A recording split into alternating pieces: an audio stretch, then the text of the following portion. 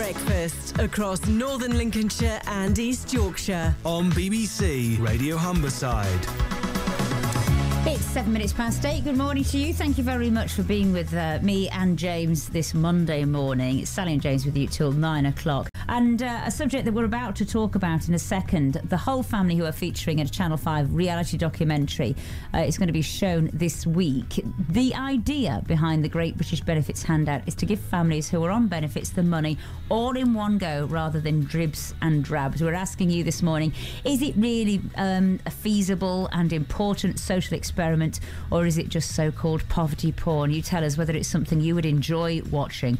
81333 and start your message with RH, or you can tweet us as well at Radio Humberside. So let's get into that then. A whole family are featuring in a Channel 5 reality show that's due to be shown tomorrow. The idea behind the Great British Benefits Handout is to give families who are on benefits all the money in one go, rather than, as Sally said, in drips and drabs. To Tony and Diane and their 21-year-old son Michael are given the equivalent of 1 year's benefits, up to the cap that is. That's £26,000. They then get to decide how they want to spend the money and see if it can change their lives effectively. This is an extract from the programme. I think this is when the money gets handed over. Bye! Let's put the kettle on. You want a cup of tea yet? I'll have a coffee. Now, unbeknownst to Tony and Diane, £26,000 in cash is on the way to their home. Hello?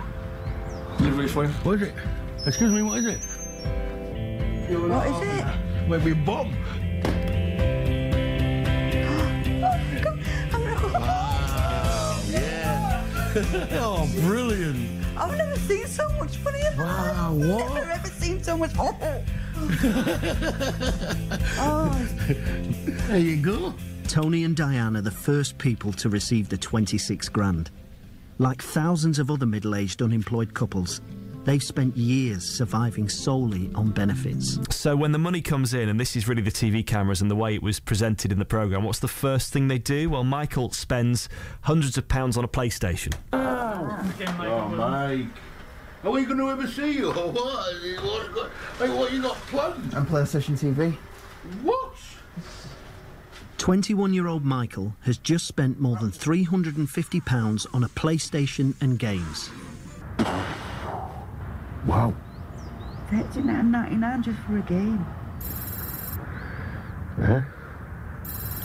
That money could have gone to something else, either in the house or towards what we want to build things on. Yeah. We could have got that down the line, really, but it was one of his big things, and we did promise him it at the end of the day. And but, you know, it's done now, but when you actually see it there in front of you and you see that amount of money to spend, yeah. It's like...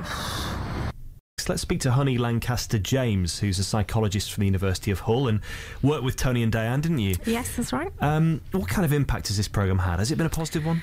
Absolutely huge impact, and I do believe, yes, very, very positive. Tony in particular really felt stuck in a rut. He really felt that he could see no way out, and he's a very proud man actually, and he loves his wife, loves his son, and wanted to make a better future for his family. But you'll see how, for example, Diane was really concerned about things like her appearance, and she felt she hadn't been able to spend any money on just getting her roots touched up and those kind of things that matter to people. So just having enough money to be able to go out and do those things, you will not believe the transformation in her, just, her mood and her confidence and those kinds of things. Self-respect as well. Self-respect, absolutely. Yeah. The risk, though, is if you have all that money in one go, you'll do all that, but down the line, in 6 or 8 or 9 months' time, the crunch will come, and then there'll be real hardship. This is why it is an experiment. Nobody is denying that this was a real risk. It was a risk on behalf of the programme makers. It was a risk on behalf of myself, Lee, and Professor Guy Standing, who all were asked to sort of work, in a professional capacity on the programme, because we didn't know. We really didn't know what was going to happen. None of us wanted to be a part of something that, as you say, would be seen as benefit porn or whatever else. We wanted wanted to be, involved in something that really had the potential to be transformative, not only for the families who were on the show, but actually for people watching the show as well, to get some ideas and things as well.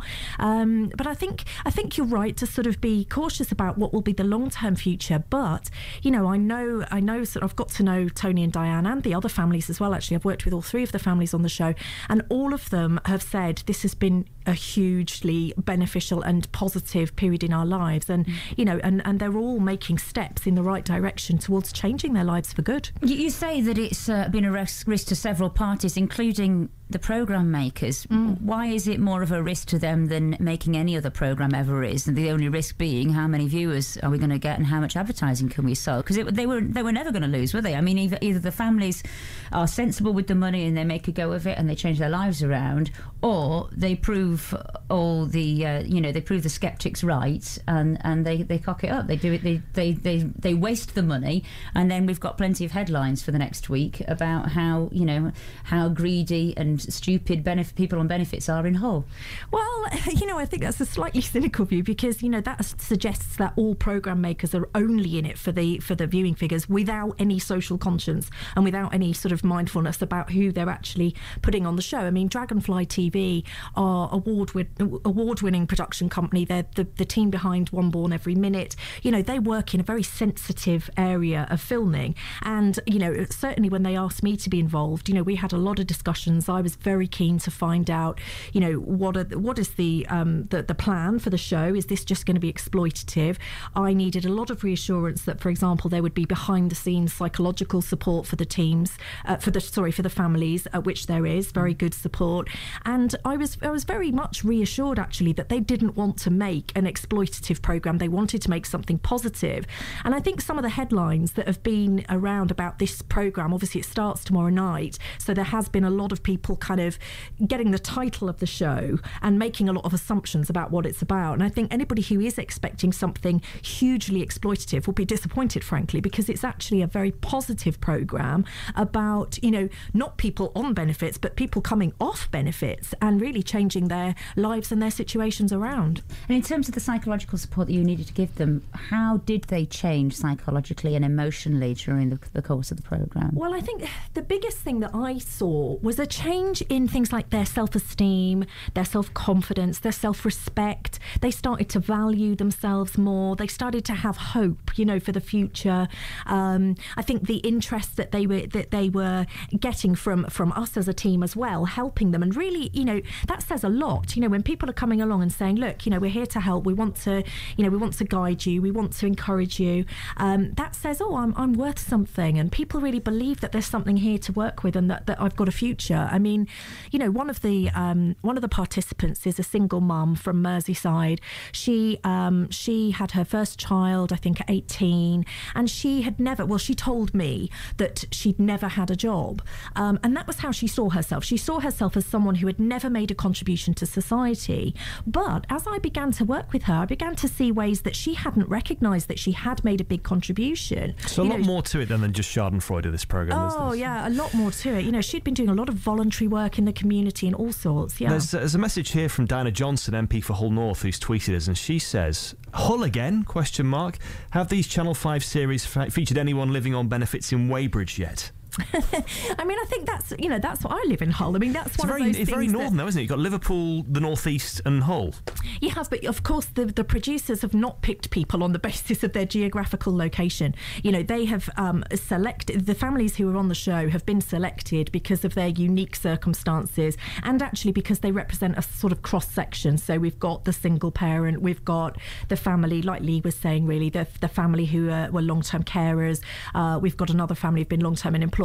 The fact that they come from Hull and Merseyside is actually sort of irrelevant to the programme. We'll have to wrap this up soon because we've got to get to the travel, but it's important that it's important we read some of these texts out here just to clarify some people's misconceptions apart from anything else. Jane says, the lady that you're interviewing hasn't told you that the benefits agency will stop their benefits from them. They actually had to come off benefits, didn't they, before they could take part in this? They actually went and signed off themselves, Brenda says, what's going to happen when these families run out of money before the end of the year? They'll claim benefits again. That's more of our money wasted. I really object to my hard-earned taxes being frittered away like this. This is why these kind of programmes are made, really, isn't it? Because it's not tax money at all. This is money that's come from the production companies to give them a chance. And Betty says, what do they live on when the handout is all gone? I mean, that actually is quite an important question. This was a handout. It was £26,000 handed to them. If it didn't work for them, will they be able to go back on benefits? I mean, they have to be, the aftercare has to be there, doesn't it? Yeah, well, that actually was one of the most important parts of the process of selecting the families, was to check that these were not people who were going to be left high and dry at the end of the process, because at the end of the day, it is a risk. We don't know what they're going to do, and I'm certainly not going to spoil anything. And it had to be there that, they could go back to the way they were living before if all went wrong. Thank you very much for coming in this morning, honey. You're welcome. Really interesting to meet you. And tonight, Channel 5, remind us when it's on? It's tomorrow night, actually. Yeah, Tuesday night, 9 o'clock, Channel 5. OK, well, we'll keep an eye out. We'll look for that with interest. Honey Lancaster-James, psychologist from the University of Hull. It's 22 minutes past 8 almost. Let's get the latest on the roads now with Nick. Thank you very much, Sally. And long old queues now.